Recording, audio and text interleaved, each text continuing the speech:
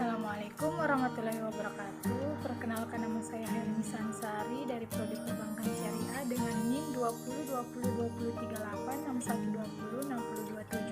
2020203861206027. Baik, di sini saya akan membahas konsep dasar ekonomi makro Islam. Adapun definisi menurut para ahli, salah satunya M.A. Mannan.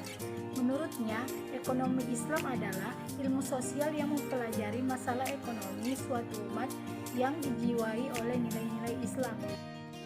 Definisi makroekonomi dan makroekonomi Islam.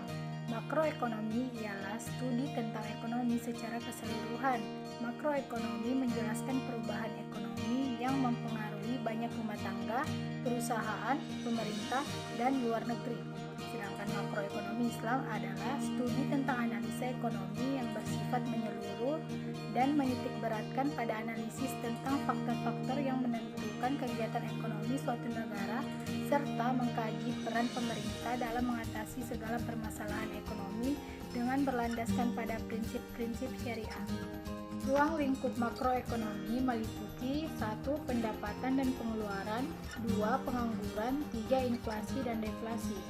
Adapun tujuan dari ekonomi makro Islam adalah menciptakan keseimbangan ekonomi bagi masyarakat. Perbedaan ekonomi mikro dan makro adalah ekonomi mikro membahas tentang kegiatan ekonomi secara individual, sedangkan ekonomi makro membahas tentang kegiatan ekonomi secara keseluruhan.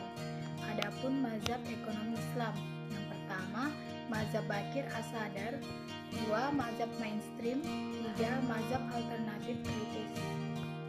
Adapun karakteristik ekonomi makro Islam, yang pertama nizamun rabbaniyun yang bersifat ketuhanan, iktisadun ta'budiyun berdimensi akidah, ta'diyun ta'budiyun berkarakter ta'budi, al-waqiyah realistis, dan yang terakhir al-amwal atau harta kekayaan hakikatnya milik Allah Subhanahu wa Ta'ala.